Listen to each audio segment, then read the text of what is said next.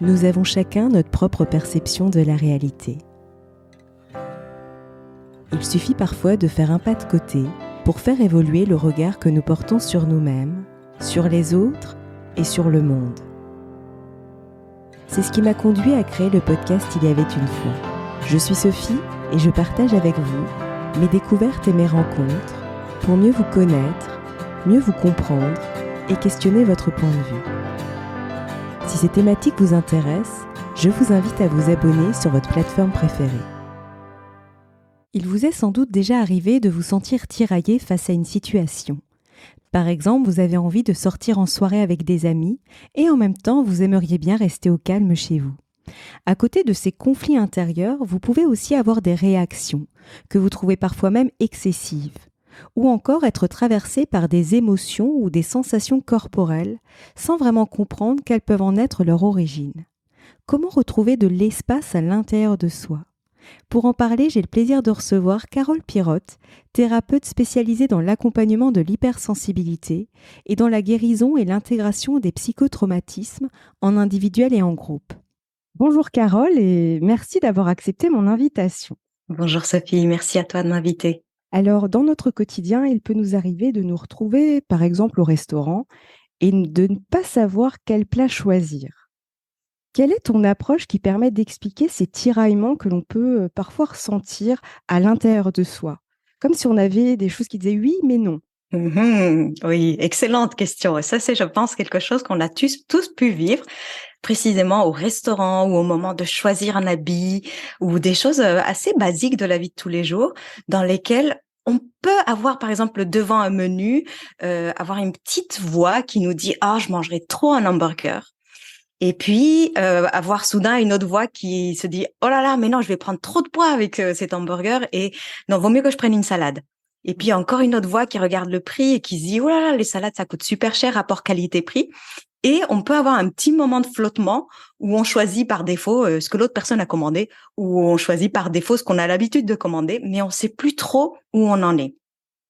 Et effectivement, c'est quelque chose qu'on peut vivre de manière assez récurrente, que ce soit de manière dans la vie de tous les jours, ça c'est assez classique, mais à la fois pas très engageant, mais aussi de manière plus profonde à des moments de choix, de questionnement de la vie où on est comme tiraillé, on a des voix à l'intérieur de nous et on se dit mais bon sang, j'arrive pas à me faire un avis sur la question.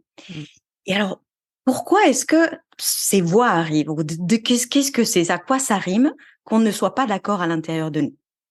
Eh bien, d'après le modèle ou le paradigme dans lequel je m'inscris, qui s'appelle un paradigme basé sur une approche qui s'appelle l'Internal Family Systems, IFS. Et d'après cette approche, on conçoit que le monde intérieur est précisément comme un monde. C'est-à-dire, moi, je peux me dire, je suis Carole, toi, tu es Sophie. On peut se sentir comme on est une seule personne. C'est moi.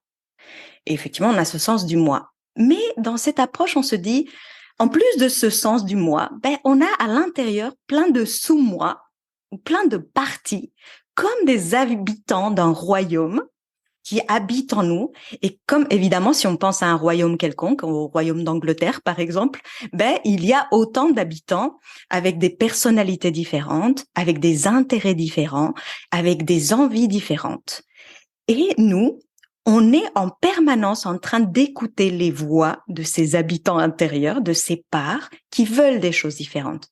Sauf que nous, on se les représente pas comme des parts. On se dit, parfois on se dit si j'ai des parts de moi, j'ai une part de moi qui pense ça ou qui veut ça. Parfois on se le dit pas, on se dit je sais pas, j'ai envie mais j'ai pas envie, ou je voudrais mais je sais pas trop. Et à chaque fois qu'on exprime ça, c'est qu'il y a différentes parts de nous qui s'expriment à travers nous, mais un peu sous couvert.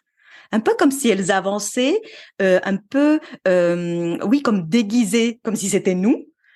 Elles nous font croire que c'est nous, et elles amènent leur point de vue. Mais après, il y a une autre, et une autre, et une autre. Et tout ça fait un espèce de cafouillage gloubi-boulga en nous, parce qu'on ne sait plus distinguer. Et quand ces parts prennent le dessus et que c'est un peu la guerre, eh bien, on est perdu parce qu'il manque un peu le capitaine dans le bateau ou le roi ou la reine de ce royaume qui peut discerner, se poser avec tout ce petit monde et voir qu'est-ce qu'il en est vraiment. Ça me parle beaucoup. J'ai beaucoup connu ça dans le passé. Moi aussi. J'étais Madame l'indécise. Oh là là, c'était horrible. Et oui. Et on peut beaucoup s'en vouloir, hein. Quand on est indécis, on se trouve stupide ou Mm. on se trouve un peu nul parce qu'on se dit quand même, j'ai des bonnes raisons pour vouloir quelque chose. Mais Mm. après, il y a des endroits qui me freinent. Et on se Mm. dit, je suis pas assez rationnelle ou je suis trop émotionnelle. Complètement. Et tu peux avoir le regard des autres, parce que ça, je l'ai vécu aussi, où les gens te critiquent. Moi, je sais que j'avais un compagnon à un moment donné ça l'agaçait, quoi. C'était Ah, compliqué. Et mais du coup, oui. ça en rajoute une couche. Tout à fait. Et c'est très bien que tu nommes ça, Sophie, parce que c'est vrai qu'il y a des personnes, on pourrait se dire, mais on n'est pas tous logés à la même enseigne.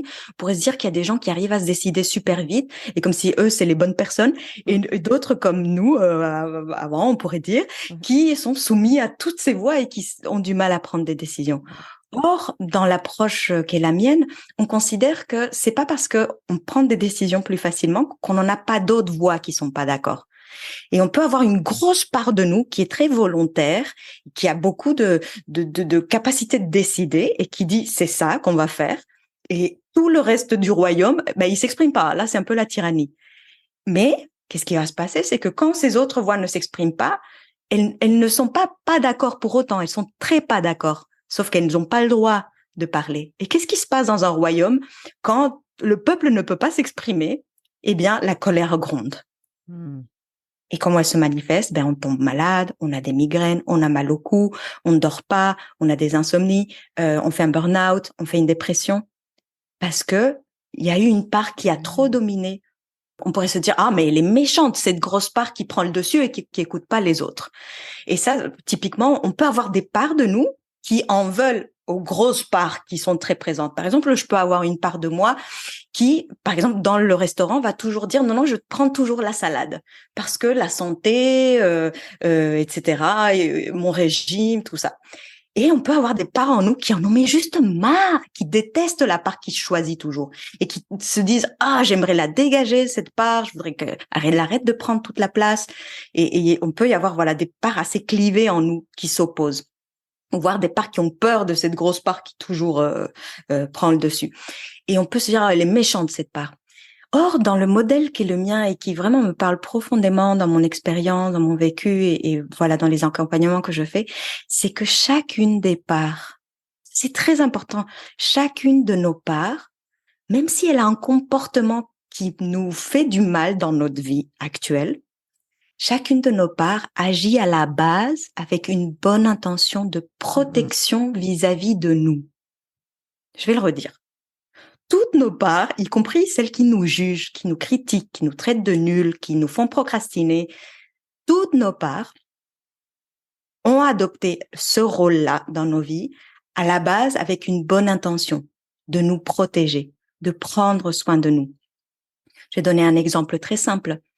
La part qui dit, par exemple, le truc de la salade, si je reste là-dessus, il faut garder la bonne santé, le régime, la ligne, c'est très important. Eh bien, si on écoutait cette part, parce qu'on peut dialoguer avec nos parts, et c'est ça qui est magique, c'est que comme dans un royaume, on peut aller écouter ce que nos habitants disent. Donc, quand on rentre en contact avec ces parts et qu'on les écoute, si on venait voir cette part qui dit « je veux juste manger de la salade », qu'on lui disait « tiens, pourquoi c'est important pour toi de manger que de la salade? En quoi ça m'aide ?» D'abord, il va nous raconter, ah, c'est bon pour la santé, le régime, la ligne, la même chose qu'on sait déjà. Mais si on va plus profondément, il lui disait, mais qu'est-ce qui se passerait si je choisissais l'hamburger? Et là, soudain, par exemple, cette part, elle peut entrer en panique. Et elle peut nous dire, ma maman me disait qu'il était hors de question que je sois grosse. Mm. Et je voyais qu'elle critiquait les personnes grosses et qu'elle elle parlait mal d'elle. Et moi, je voulais pas qu'elle parle mal de moi. Donc, il est hors de question que je prenne 1 gramme de plus. Mm.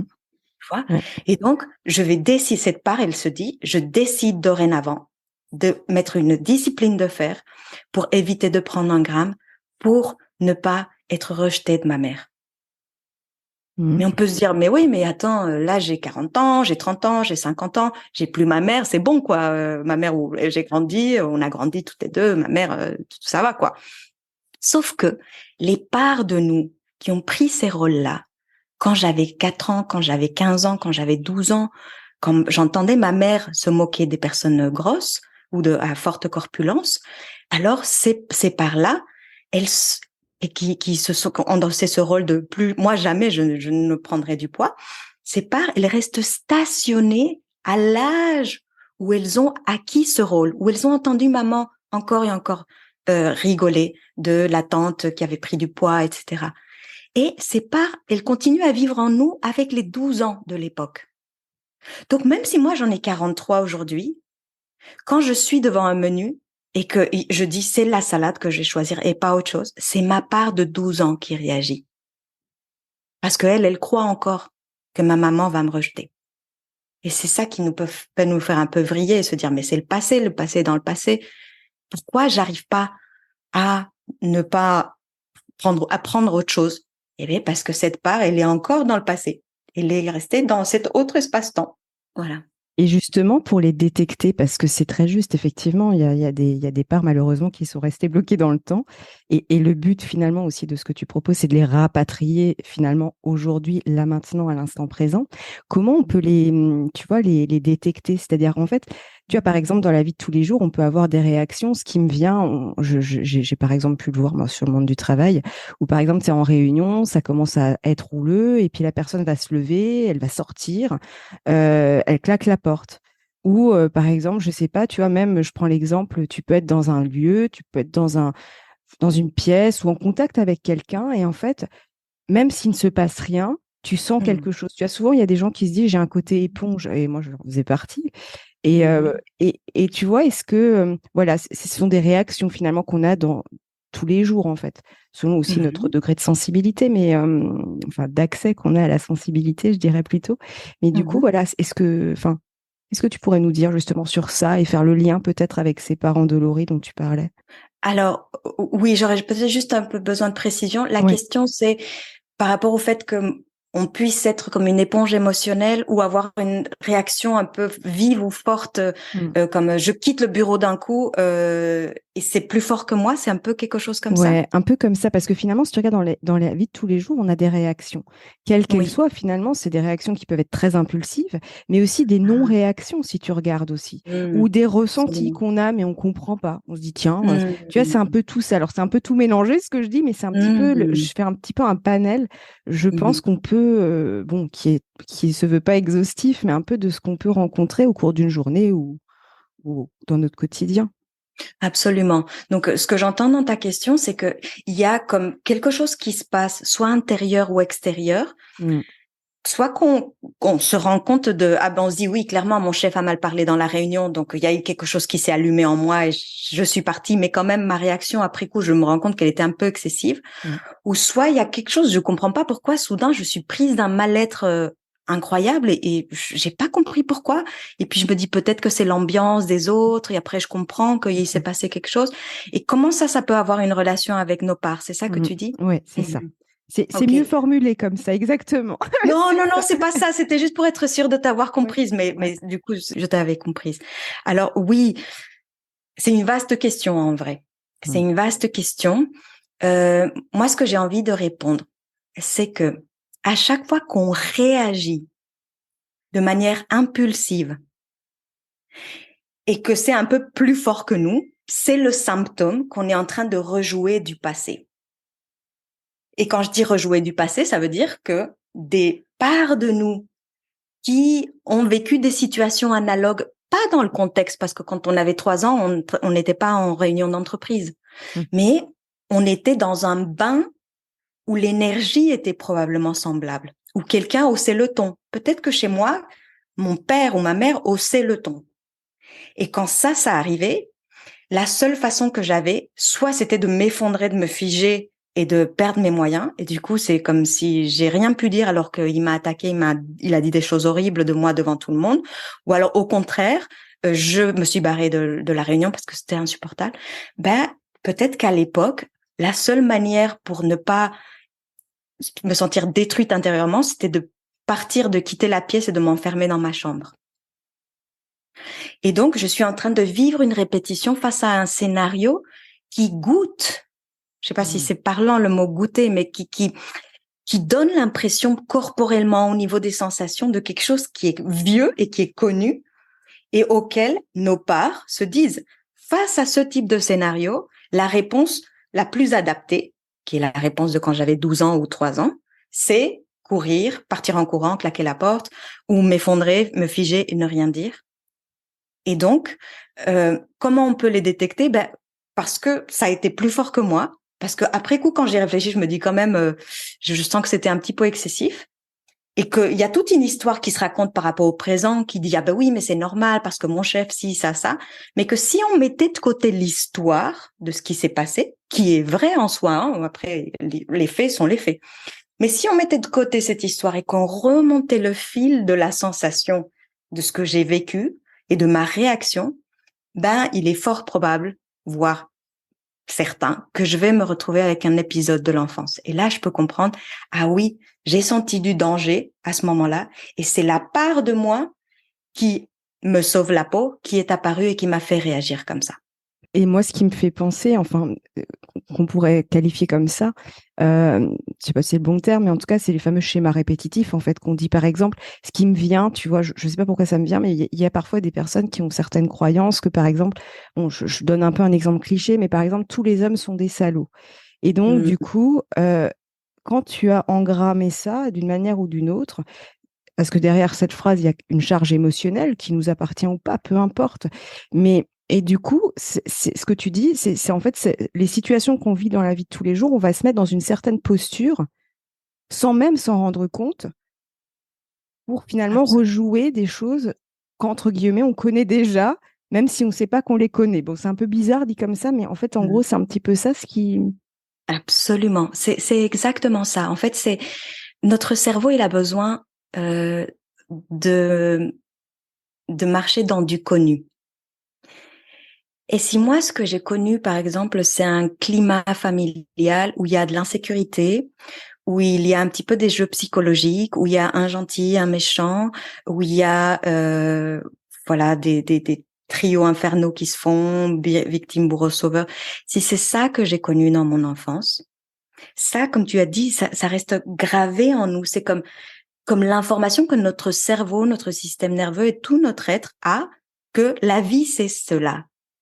Et notre cerveau, il va chercher, par différents biais cognitifs, à retrouver cet état qui goûte comme connu et comme la maison. Et le connu, même si c'est extrêmement insécurisant, c'est sécurisant parce que c'est connu. Ouais, Le cerveau a besoin de connu, même si c'est du douloureux, même si c'est du trash, mais c'est ça que je connais. Et mon cerveau, s'il est tout le temps en train de devoir s'adapter à un nouvel environnement qu'il connaît pas, etc., ça demande beaucoup trop d'énergie, même en termes de glucose, en termes de tout un tas de choses au niveau de notre organisme. Et notre organisme, pour se préserver, a besoin de repères, de connus.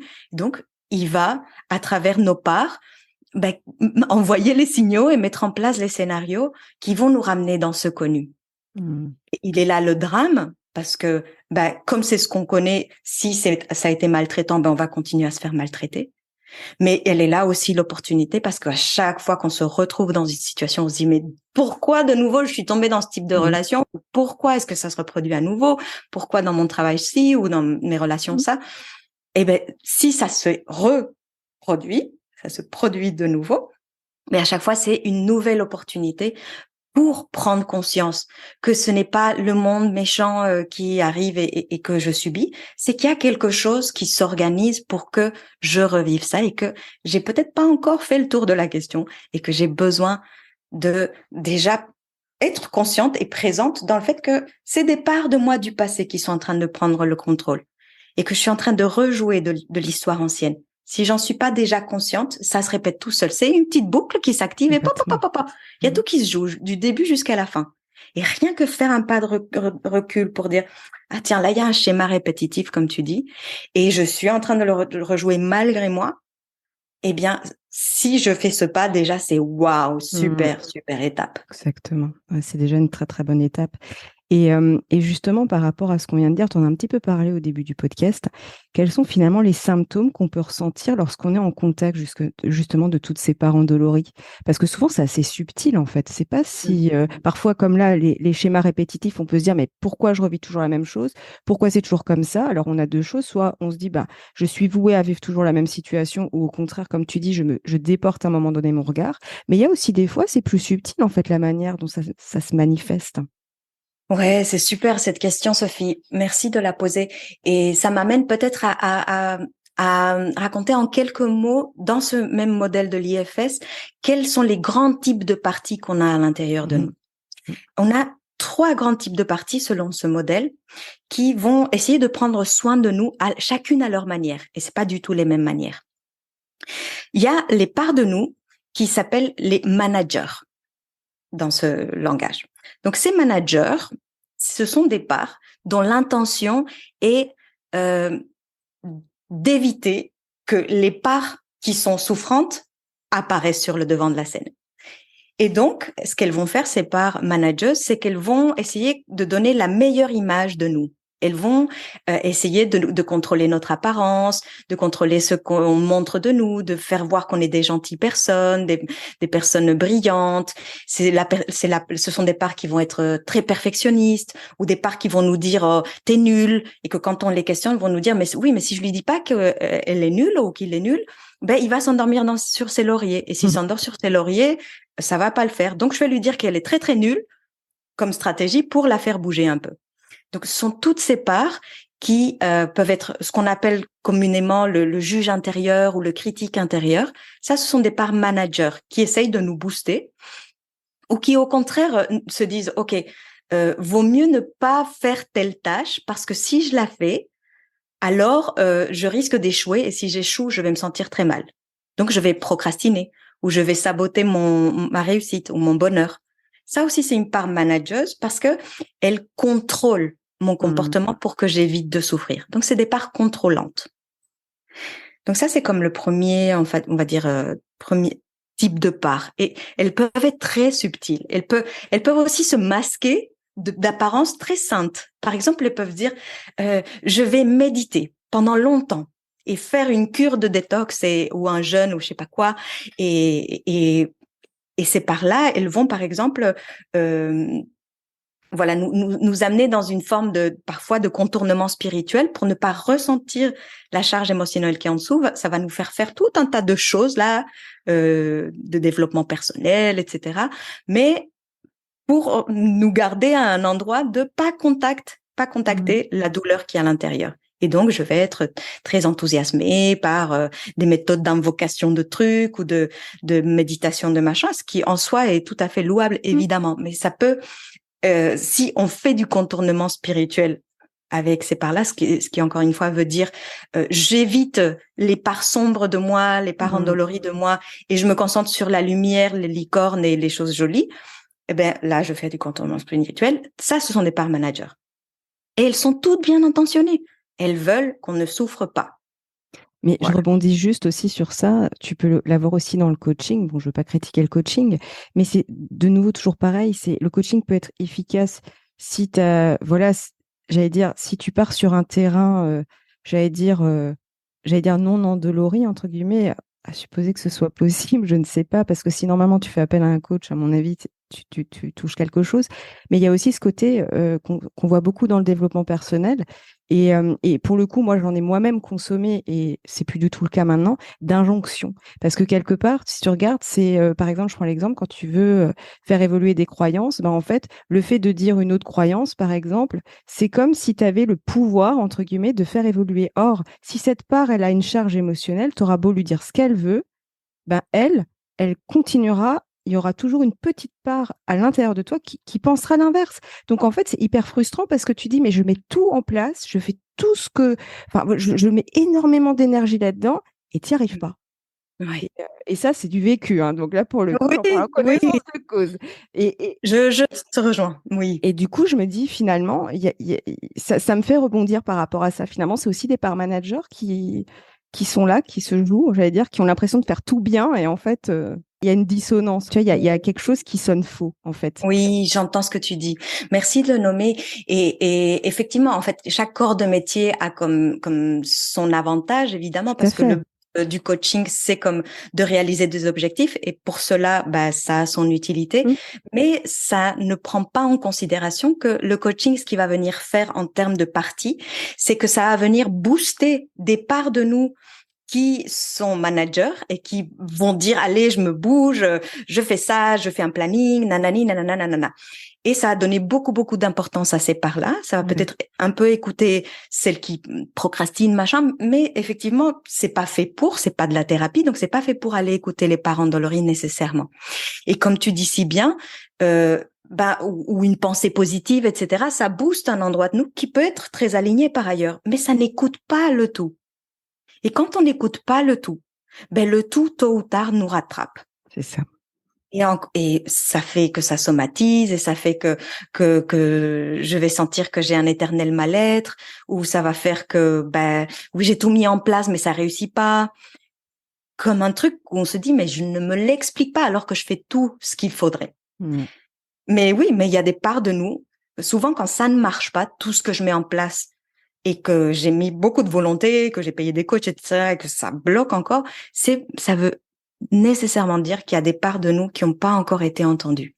Mm. Et donc, bah, si on prend pas conscience de ça, on peut se faire beaucoup de mal parce que Mm. on peut aller jusqu'au burn-out, en fait, à s'épuiser, C'est ça. sans trouver la ressource quand tout mon monde intérieur, bon, tout le monde intérieur, c'est difficile qu'il soit raccord, mais au moins que les grosses parts en lien avec une thématique ont été entendues, qu'il y a eu quelque chose qui s'est libéré, qui s'est dégagé.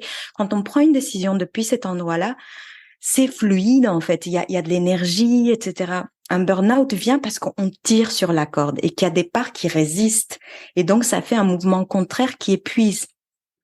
Bien sûr, il y a une charge de travail trop importante, etc. Mais quand on fait un burn-out, en général, on a aussi eu des insomnies, on Mm. a aussi eu des choses qui ont bougé dans notre alimentation, dans notre façon de percevoir les autres, nous-mêmes. Donc, c'est pas anodin. Ça veut dire qu'il y a des parts en nous qui résistent et que c'est des parts volontaires qui tirent, qui disent si.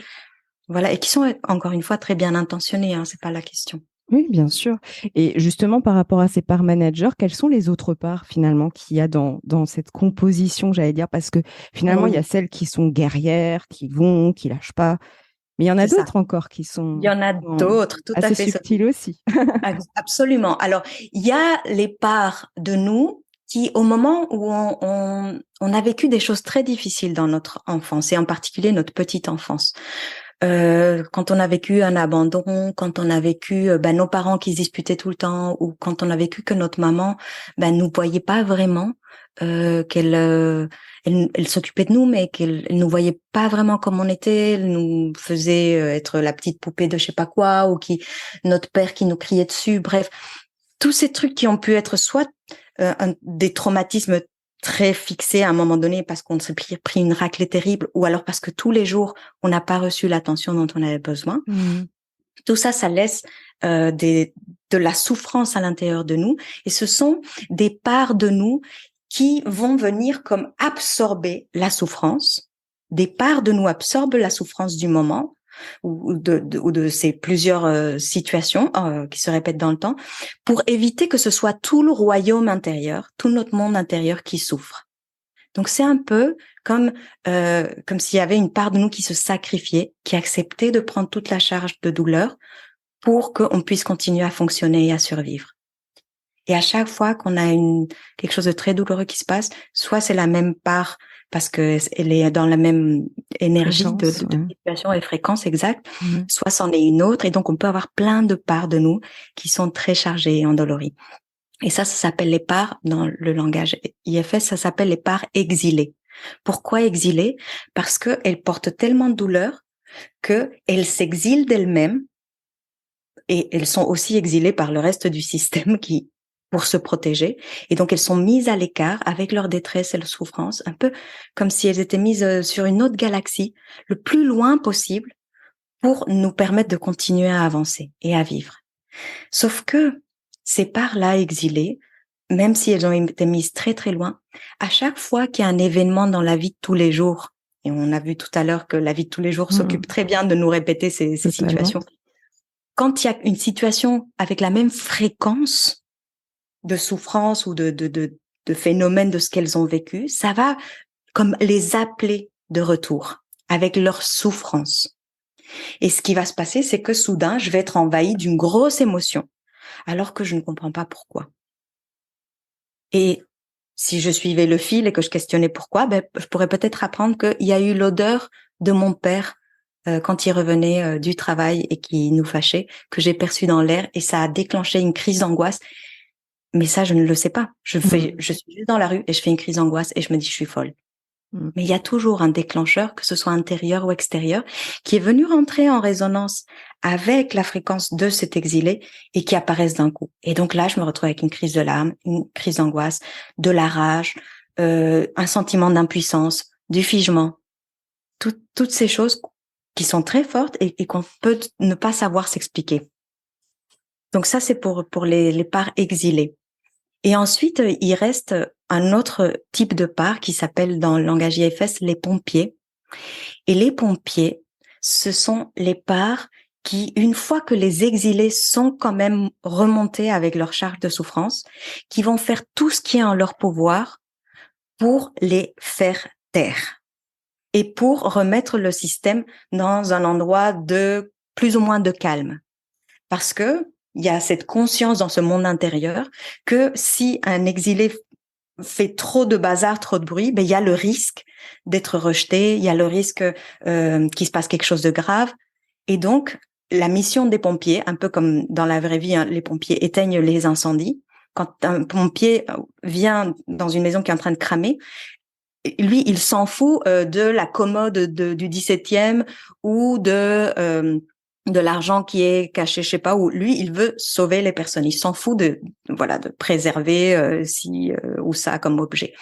Eh bien, de la même manière, les pompiers, ils agissent à l'intérieur de nous avec des moyens très vifs pour nous sortir de la douleur. Et donc, typiquement, tous les comportements addictifs, c'est-à-dire toutes les compulsions qu'on peut avoir pour nous apporter un soulagement ou une sensation de bien-être temporaire, quitte à ce qu'il y ait une sensation de manque plus tard et des conséquences négatives. C'est ça la définition que donne Gabor Maté d'une addiction, qui est un docteur canadien qui a beaucoup bossé sur la question, travaillé sur la question. En tout cas, si on a tous ces comportements, et ça peut être n'importe quoi, ça peut être manger, voir Netflix, aller faire les courses, faire du sport, travailler, toute activité peut devenir une activité addictive si elle répond à ces critères de compulsion pour nous soulager d'une douleur temporairement ou nous amener un bien-être temporaire, et qui à long terme va nous causer des sensations de manque et des circonstances, des conséquences négatives.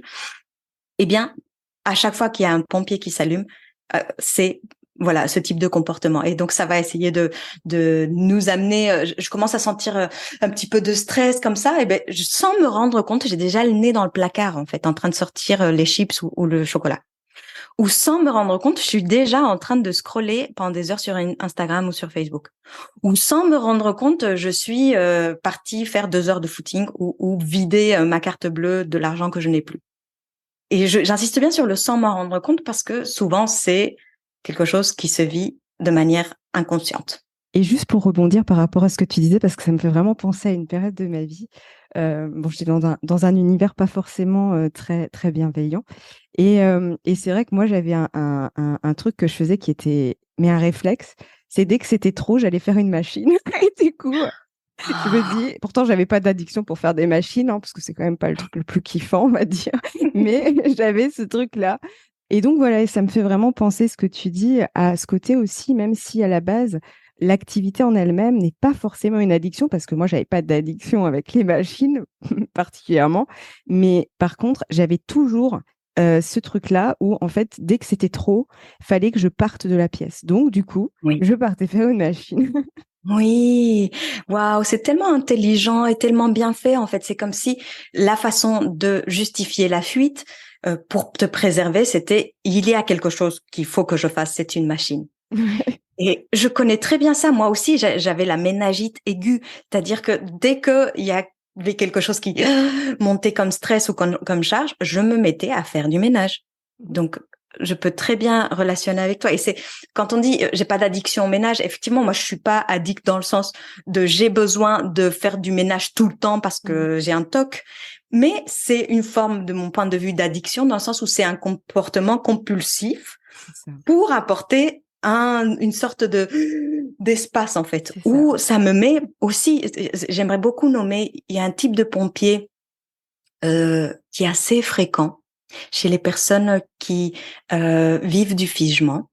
Le figement, il y a 3 réponses qui sont connues. Bon, maintenant, il y a plus de sous-parties, c'est un peu plus complexe que ça dans les neurosciences, mais on va dire que schématiquement, il y a 3 grandes réponses qu'on partage avec les autres animaux, bon, selon l'échelle, qui sont soit la fuite, soit l'attaque, ça c'est assez connu, et puis aussi, on peut avoir le figement. Le figement, c'est je suis privée de mes moyens et je ne peux plus répondre. Et souvent, on a comme un mécanisme de réponse privilégié. Il y a des gens qui sont plus à l'attaque, il y a des gens qui fuient plus, et très souvent, surtout quand on a eu voilà des histoires bébés, de traumatisme, etc., on peut être dans le figement. Et donc, quand on est dans le figement, on a souvent un pompier particulier qui amène une sorte de blackout intérieur. C'est-à-dire que si quelqu'un vient et me crie dessus, c'est comme si mon cerveau se débranchait et que la personne me parle, je sens plus rien et j'ai l'impression que je vois quelqu'un me parler depuis un aquarium. Je comprends même plus les mots qu'il me dit, ça fait je ne peux plus réfléchir en fait. Et c'est comme si j'étais dans un état cotonneux. Et ça, c'est, en quelque sorte, c'est de la dissociation. Ça veut dire que je me désassocie de mon corps et de ma présence et je pars loin, loin, loin. Et ça, c'est un pompier assez classique qui peut nous faire sentir parfois qu'on est bête parce qu'on nous dit, mais tu comprends pas ce que je te dis. Et puis, on sait même plus de quoi on est en train de parler. Ouais. On est bloqué. Ouais. Ouais, ça me parle beaucoup, ces choses que j'ai pu vivre, notamment à l'école. Ça, je l'avais aussi à l'école où je comprenais plus rien. Je me disais, mais je suis débile, en fait. Mais en fait, j'étais tétanisée. Donc, il n'y avait plus rien qui sortait. C'est ça. Et c'est tellement terrifiant que il y a quelque chose qui coupe. C'est trop. J'aimerais rebondir par rapport, parce que tu as utilisé 2-3 fois le terme traumatisme. Et justement, j'aimerais bien que tu nous fasses ta définition, parce que le traumatisme, parfois, on peut croire que c'est vivre quelque chose d'horrible, en fait, ou quelque chose de vraiment... Alors, c'est possible, mais pas que, finalement. Absolument. Merci pour ta question qui est très, très, très intéressante. Alors, ma définition du traumatisme, j'insiste bien parce que c'est un peu comme tout, il y a différentes écoles qui vont nommer ça de manière différente. Ma définition du traumatisme, c'est que à la suite de quelque chose de trop intense pour nous, au moment où on le vit, et le pour nous est très important parce que toi et moi, on n'est pas les mêmes personnes. Et donc, on a des constitutions, des histoires différentes. Donc, quand on vit quelque chose de très intense et difficile pour nous, où il est impossible de faire sens parce que c'est tellement douloureux ou incohérent pour nous, lorsque ça arrive et que ça fait une sorte de fragmentation à l'intérieur de moi, parce que juste c'est tellement de chaos intérieur qu'il y a comme un fusible qui s'éteint. Donc, une part qui prend la charge de souffrance et que cette part se disloque de mon être-té, de mon soi, de qui je suis. Là, on peut parler de traumatisme. Donc, le traumatisme, c'est pas ce qui m'est arrivé, mais ce que ça m'a fait à l'intérieur de moi, cela qui m'est arrivé. C'est la perception, en fait, finalement, que tu as eu de tel ou tel événement, en fait, quel qu'il soit, en fait. C'est comment tu l'as perçu, en fait. C'est ça? Absolument. Comment tu l'as perçu et de cette perception, de cette réception, comment ça a impacté tous tes corps. Et quand je parle de tous tes corps, c'est ton corps physique, ton corps émotionnel, ton corps mental, y compris ton corps énergétique pour ceux qui sont voilà dans cette optique. En tout cas, très clairement, prouvé scientifiquement, la strate physique, émotionnelle et mentale est impactée par un traumatisme. Et qu'est-ce que ça veut dire? Ça veut dire que depuis que cet événement a lieu, ou ces événements, et on va y revenir parce que effectivement, ce que tu nommais tout à l'heure, on peut se dire, bah oui, typiquement, une situation traumatisante, c'est un père qui bat son enfant, un viol, un attentat. Ça, c'est comme estampillé traumatique. Mais il y a aussi ce qui s'appelle les traumatismes de développement, qui inclut tout cela qu'on aurait eu besoin de recevoir quand nous étions bébés et enfants et que nous n'avons pas reçu en termes d'attention, de reconnaissance, de soins, de soutien de notre être avec toutes nos manifestations émotionnelles, notre ressenti, notre vécu. À chaque fois qu'on a été nié, à chaque fois qu'on a été humilié, à chaque fois qu'on a été rejeté, ça a pu être source de traumatisme, de ce qui s'appelle traumatisme de développement, et ça laisse aussi des traces très présentes en nous. Et comment on peut savoir si on a vécu des traumatismes? Parce qu'on peut se dire, souvent, j'ai le cas avec les personnes que j'accompagne qui me disent, bah, moi j'ai eu une enfance plutôt heureuse. Ouais, bon, il s'est passé un peu ça, mais c'est pas bien grave et il y a pire ailleurs. Et puis non, j'ai pas de traumatisme dans ma vie. Ça, c'est un grand classique. Mais quand ces personnes expriment que elles ont pas confiance en elles, qu'elles n'arrivent pas à réaliser leurs projets, qu'elles se sabotent, qu'elles ont un mal-être permanent, qu'elles ont une hyper-émotivité, qu'elles ont une hyperesthésie, tous ces trucs hyper dans la douleur, eh bien, tout ça, ce sont des symptômes de traumatisme. Le problème, c'est que le traumatisme, comme c'est un phénomène qui se vit au présent par ses symptômes, mais ça ne se voit pas. Et c'est ça le drame des personnes. Surtout celles qui savent pas ce qui leur est arrivé ou celles qui ne donnent pas de crédit à ce qui leur est arrivé parce qu'elles se disent, ben ça, c'est rien. Que ma mère ne se soit pas vraiment occupée de moi et qu'elle ait passé son temps avec ses copines, c'est pas très grave, j'ai survécu. Ou qu'on m'ait donné des fessées ou quelques gifles, bon, c'est pas bien grave. Et donc, on n'arrive pas à se reconnaître soi-même, et ça, c'est un mécanisme de protection d'une de nos parts aussi qui préfère nous dire c'est pas grave que de dire oui, c'était grave. Et du coup, mes parents n'ont pas été au rendez-vous. Ça, c'est très insupportable pour notre monde intérieur. Et donc, on va venir les protéger par ces parts et se raconter qu'on a une bonne histoire. Et du coup, quand on vit tous ces symptômes du traumatisme, on se dit, mais je suis folle parce que j'ai tous ces symptômes, mais il m'est rien arrivé. Or, si, le corps ne ment jamais. Le corps ne sait pas mentir. Et donc, quand il manifeste une maladie auto-immune, quand il manifeste voilà, des douleurs au cou en permanence, quand il manifeste du mal-être, eh bien, ça nous raconte une histoire. Et la question qu'il faudrait se poser, c'est qu'est-ce qui m'est arrivé dans mon histoire? Et parfois, on a la réponse, parfois pas. Et c'est pas grave si on l'a pas, on peut guérir des traumatismes totalement, même sans savoir ce qui nous est arrivé.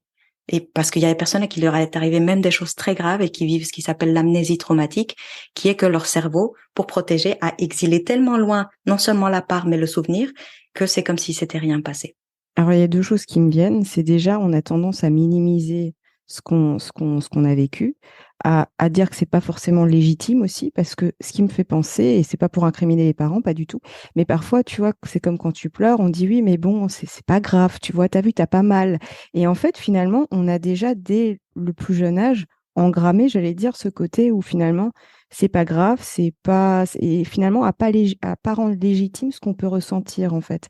Et je rebondis par rapport à cette singularité qu'on a. C'est pas parce que nous, on le ressent comme ça que l'autre le ressentira pareil. Donc, c'est vraiment propre à soi, en fait. Exactement. Voilà, j'aurais pas pu mieux le dire. Ouais. Et juste par rapport au fait aussi, je rebondis par rapport à ça, quand tu disais finalement, c'est pas on s'en fout, mais manière de parler, finalement, qu'est-ce qui nous est arrivé? C'est vrai que souvent, on veut comprendre, on veut se dire, mais qu'est-ce qui s'est passé? Et en fait, le plus important, finalement, c'est de libérer la charge émotionnelle, même si on veut savoir. En fait, finalement, c'est ça ce qu'il y a de bien dans ce que tu proposes aussi, dans l'accompagnement que tu proposes, c'est qu'en fait, le but, c'est pas de savoir le pourquoi, c'est d'aller rencontrer cette charge, en fait, pour tout doucement faire de la libération et se libérer finalement, pour pouvoir avancer. Tout à fait. C'est-à-dire que la guérison, elle est là. Elle est à venir en présence, rencontrer la douleur rencontrée depuis un espace ressourcé, pas depuis un espace souffrant, Bien mais sûr. précisément depuis un espace d'adulte, on va dire, parce que ce qui nous traumatise surtout, c'est de ne pas avoir eu des adultes ou un adulte qui a pu nous permettre de nous accompagner dans ce qui se vivait et mettre sens à ce qui se passait et décharger cette émotion. Donc, on devient cet adulte pour nous-mêmes. C'est ça notre voilà, ce qu'on peut faire, c'est le rôle qu'on peut avoir. Et effectivement, c'est indispensable de réaliser ça pour avoir cette guérison, mais on n'a pas besoin de savoir ce qui nous est arrivé. Par contre, ce qu'il est nécessaire de faire, que je constate très souvent, c'est que c'est pas parce que c'est pas indispensable pour guérir de savoir qu'il ne faut pas honorer les parts qui sont très stressées et qui veulent savoir. Et c'est par là, c'est très important qu'on les inclue aussi dans le travail, dans le sens où leur dire, ah oui, je vois que pour toi, c'est très important de comprendre et de faire sens. Pour l'instant, on n'a pas la réponse. Et est-ce que tu veux bien nous accompagner dans ce périple pour trouver les indices, toi qui es sûrement très forte à trouver des indices. Et petit à petit, ces parts commencent à se détendre. Et puis un jour, parfois, et c'est pas toujours le cas, mais parfois, quand notre monde émotionnel, notre système nerveux sont prêts, parfois les informations arrivent et remontent. Et parfois, c'est pas le cas. Et c'est vrai que ça me fait rebondir à quelque chose que j'ai vécu dans le cadre de cet accompagnement, c'est cette prise de conscience du corps à la tête. Et c'est pas du tout pareil que quand c'est prise de... Je dis pas qu'elles sont pas bonnes, on peut avoir des prises de conscience intellectuelles, mais je trouve que la prise de conscience du corps à la tête est beaucoup plus puissant, parce que c'est quelque chose qui te traverse. Je sais pas comment dire, c'est bon, faut le vivre pour le comprendre, mais c'est très puissant. Et là, je trouve qu'il se passe vraiment des choses incroyables. C'est là où vraiment il y a une sorte de transformation intérieure, parce que moi j'ai vraiment vécu un changement de paradigme en fait, au fur et à mesure, tu vois. Mais justement, c'est par ces prises de conscience du corps à la tête. J'aime beaucoup comment tu le nommes, ces prises de conscience du corps à la tête. C'est très puissant, Sophie, et ça vient effectivement appuyer le fait que il y a les charges traumatiques, c'est pas un souvenir en fait. C'est des choses qui se sont gravées, y compris et surtout dans notre corps. Et donc, quand on contacte la charge aussi dans les ressentis corporels et qu'on l'accompagne et on la suit, eh bien, ce qui se libère et se dégage, y compris petit à petit émotionnellement, ben, tout ça arrive aussi dans la partie mentale. Mais la partie mentale, on va dire, ben, elle bénéficie après de tout ça. C'est pas dans l'autre sens, c'est pas en réfléchissant que la charge va se libérer corporellement. Absolument. Et je trouve que c'est un peu l'écueil qu'on peut faire, que je l'ai faite aussi, donc pour le coup, je jette la pierre à personne, mais où justement, tu peux croire parfois avoir compris. Et en fait, tu dis, bah, c'est bon, en fait, j'ai fait le tour de la question. Et en fait, ben non, c'est justement, j'allais dire, juste le début où tu peux, enfin, en tout cas de ce que j'ai vécu moi, où tu peux ouvrir cette pointe de curiosité pour justement aller voir ce qui se cache derrière. Parce que le mental est très fort pour nous mettre des mirages. Donc, parfois, c'est juste, on peut avoir cette lucidité, mais en fait, il nous cache, enfin, tu vois, mais volontairement pour nous protéger. En fait, souvent, il y a quelque chose derrière. Absolument. Oui, oui, oui, oui. Tu fais ce geste comme qui cache derrière et c'est exactement ça. En fait, c'est si on sort de l'idée du mental, qu'on revient un petit peu à la notion des parts, ben on va se dire oui, c'est des parts protectrices qui utilisent notre mental réfléchisseur et raisonnant pour dire ok, bon, c'est bon, j'ai compris, tout va bien, et ça empêche de venir ressentir parce que franchement, se coltiner ce travail d'aller explorer ce qui se passe dans notre corps. Et ça demande un courage monstrueux. Ça demande beaucoup, beaucoup de courage. C'est pas une partie de plaisir. C'est beaucoup plus plaisant de réfléchir à des choses, même si, bon, voilà, et puis, j'ai compris, super, wow. Mais voir que dans la vie de tous les jours, ça ne change pas, que de venir vraiment faire le travail de s'approcher de ce corps, de ce monde émotionnel qui est probablement devenu un terrain miné, surprotégé par différentes parts, et avoir la patience de les rencontrer et de venir les écouter et de faire ce travail de sentir, c'est pas pour tout le monde. Ça, c'est sûr. Et en plus, je trouve que dans notre société, on a pris justement, on vit dans une société où on est beaucoup dans le mental, beaucoup dans l'intellectualisation des choses, et du coup, on est beaucoup coupé en fait de nos émotions. Et quelque part, c'est volontaire aussi, c'est qu'on n'aime pas, bon ça c'est humain, c'est pas sociétal, c'est humain, on n'aime pas le désagréable. Et en fait, finalement, c'est vrai que là, tout l'enjeu pour se libérer vraiment, c'est d'aller rencontrer le désagréable, mais pas pour aller le rencontrer pour le rencontrer, et pas d'une façon aussi brute de décoffrage, comme tu disais, il y a ce besoin de ressources, il y a vraiment cette notion d'adulte qui vient rencontrer la part endolorie bloquée dans le passé. En fait, l'idée, c'est finalement d'accueillir, mais j'allais dire dans son corps, parce que tu vois, il y a aussi l'accueil des émotions. On peut dire, bah tiens, là je ressens de la colère, là je ressens, et puis on continue son chemin.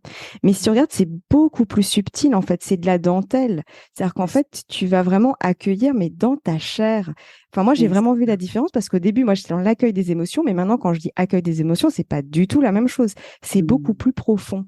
Et ça demande en fait ce travail-là en fait vraiment de revenir au corps. Et comme je disais, on n'a pas l'habitude en tant qu'être humain parce qu'on n'aime pas le désagréable, mais en même temps, là, je le vois ce que c'est tu as souvent on dit dans le développement personnel, faut voir sa part d'ombre pour pouvoir voir sa part de lumière. On est d'accord ou pas avec ça, mais c'est une réalité. Par contre, cette notion faut aller voir le désagréable pour faire émerger l'agréable, parce qu'en fait, c'est ça qui va faire justement nous sentir de plus en plus entiers, parce qu'on fait revenir les parts, en fait, finalement. C'est ça. Les libère de leur charge, donc elles reviennent on y a de nouveau accès dans toute son entièreté. Exact, avec toute leur énergie Ouais, d'innocence, de joie, de créativité. Et c'est là on peut avoir accès à son intuition, à ses ressentis, à son authenticité. Mais tout ça, c'est voilé parce qu'il y a toutes ces parts qui font comme elles peuvent pour nager dans ce monde où elles sentent qu'on a encore 5 ans, 3 ans, 2 ans. Et quand tout ça est pris et accueilli dans la chair, j'aime beaucoup ce mot que tu utilises, et en anglais, ils disent embodied, et j'aime beaucoup dans sa chair, eh bien, c'est autre chose qui se passe, véritablement. Et justement, parmi, là, on en a un petit peu parlé des solutions. Outre les accompagnements individuels que tu proposes, tu as créé le programme Pouvoir tout traverser. Quelle en est la genèse et surtout qu'as-tu envie de transmettre à travers ce programme? Alors, ce parcours qui est vraiment le fruit un peu de tout ce que j'ai pu expérimenter, parce que c'est vraiment, comme tu disais, c'est du passage par la chair, d'abord la mienne, et aussi par les accompagnements que j'ai pu faire, qui a été nourri par des différentes notions et approches auxquelles je me suis formée, notamment, bien sûr, il y a l'IFS, mais aussi il y a toute une approche somatique de la guérison. Il y a toute une approche en lien avec le traumatisme.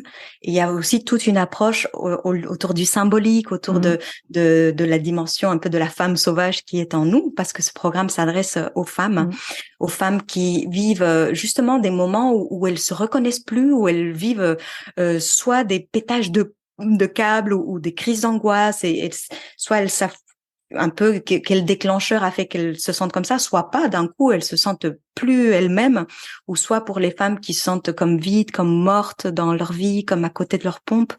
Eh bien, ce parcours a été créé pour les accompagner à devenir leur propre médecine, pour apprendre à naviguer dans leur profondeur et transformer leur vie depuis ces profondeurs, en leur donnant des outils très, très précis et faciles d'utilisation, me semble-t-il, et applicable dans la vie de tous les jours, aussi avec bien sûr une dimension profonde, mais très très applicable et performant dans la vie de tous les jours, leur donner les outils pour prendre soin de leur système nerveux, pour qu'elles trouvent l'espace à l'intérieur d'elles pour s'accueillir elles-mêmes, pour apprendre à dialoguer avec leur monde intérieur, pour apprendre à libérer leur charge. Et en même temps, en agrandissant cette capacité du système nerveux à faire face au monde avec ses défis et ses difficultés, qui, elles ne vont pas s'arrêter. Le monde, on sait bien qu'il est ce qu'il est, avec les crises et tout ça qui arrivent de plus en plus nombreuses. Ça va pas s'arrêter, d'où le nom de ce programme, c'est pouvoir tout traverser, aussi bien dans ce qui se passe à l'intérieur de nous que les défis que la vie nous présente. Donc, il est vraiment conçu de manière progressive pour empuissancer les femmes à d'abord se connaître elles-mêmes, savoir qu'est-ce qui est en jeu et comment petit à petit s'approcher de ces terrains qui sont le corps, notre monde émotionnel, notre monde intérieur, pour dialoguer avec et se prendre en charge et devenir sa propre médecine. C'est ça, et tu as vraiment ce côté effectivement progressif, tu décomposes les étapes puis pour devenir finalement autonome. Parce qu'en fait, c'est ça, on arrive, enfin l'ayant vécu, je le sais, vraiment ce côté où en fait, tu apprends aussi à faire de la médiation avec toi-même, en fait. Exact. Et justement à prendre des temps pour toi, pour revenir en toi et vraiment voir ce que tu sens corporellement. Mais par contre, j'insiste sur quelque chose, il y a des fois où c'est trop, on est tout mélangé. Et là, Mm, pour le coup, c'est vraiment important, je pense, de le souligner. C'est du vécu, là, que parfois on a besoin d'un accompagnement individuel en mm. plus pour le Total- soutenir parce que parfois on a du mal à faire la part des choses. Mais c'est vrai que tu expliques très bien comment se démêler de tout ça et pouvoir un peu comprendre tout ce qui se passe dans notre monde intérieur. Absolument.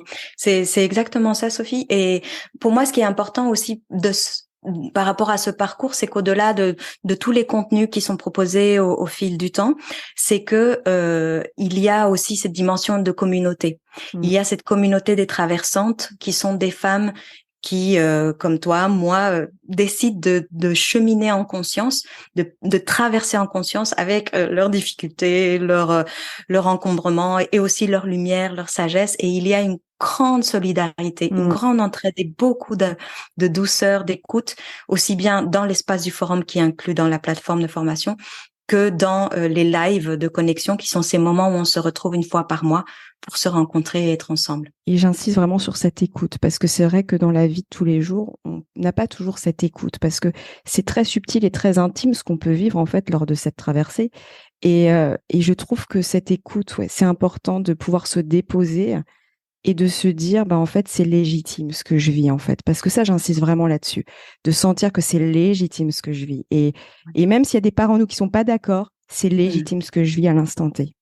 Oui, et je ne suis pas toute seule à Et le vivre. exactement, oui, exactement, parce que Ouais. c'est vrai que pour le coup, c'est des moments qui sont pas forcément agréables, et c'est vrai que le fait de se sentir soutenu par ces femmes, ben, c'est vrai que ça permet ouais, de soutenir le processus, en fait, Mm. comme tu dis, de gagner en courage, parce que pour le coup, c'est vrai que ça demande du courage, mais je trouve que ça vaut le coup, parce que pour la petite histoire, moi, j'ai vraiment changé totalement de paradigme, ma manière d'aborder les choses, d'aborder la vie, d'aborder mon quotidien, est enfin, totalement différente en fait. Et c'est vrai que, et l'aplomb, tu vois, l'aplomb que j'ai pu acquérir.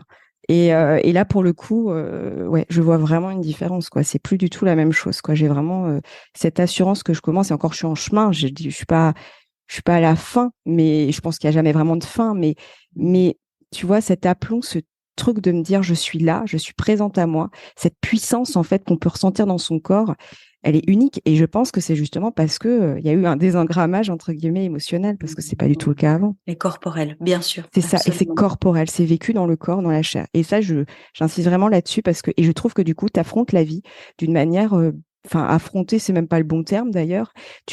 Moi, je commence à comprendre ce que c'est le lâcher prise. Mais pas le lâcher prise qu'on entend, le lâcher prise où tu te laisses porter et tu dis quoi qu'il se passe, Mm.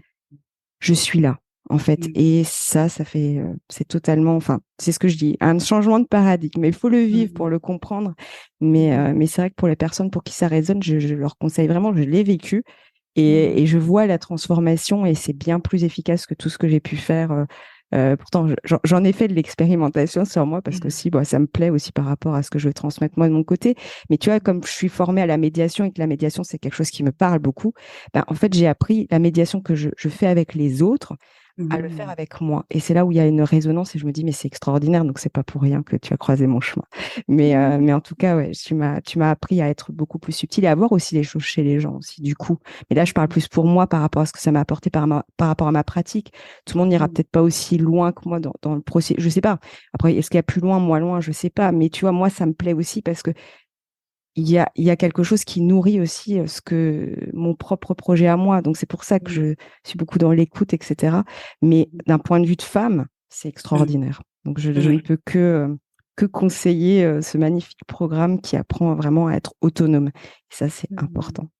Ouais, Donc un ça me grand touche. merci d'avoir croisé Oh. mon chemin. Oh, je suis très honorée, très touchée et merci à toi aussi, Sophie, pour cet espace et et ce cheminement si engagé qu'est le tien, qui est vraiment remarquable. Merci. Merci. Merci à toi en tout cas. Et puis de toute façon, toutes les informations seront sous le podcast. Et puis on peut aussi te retrouver, il y a ton site internet que je mettrai sous ce podcast. Et puis tu as également une chaîne YouTube pour les personnes qui veulent investiguer aussi. Voilà. C'est ça, sur la question. Voilà. Merci beaucoup, Sophie. Merci à toi. Si vous avez aimé cet épisode, n'hésitez pas à lui laisser 5 étoiles sur Apple Podcast ou un pouce sur YouTube. Et surtout, abonnez-vous sur votre plateforme d'écoute préférée pour ne manquer aucun épisode. Je vous souhaite une très belle journée ou une très belle soirée et vous donne rendez-vous la semaine prochaine. À bientôt!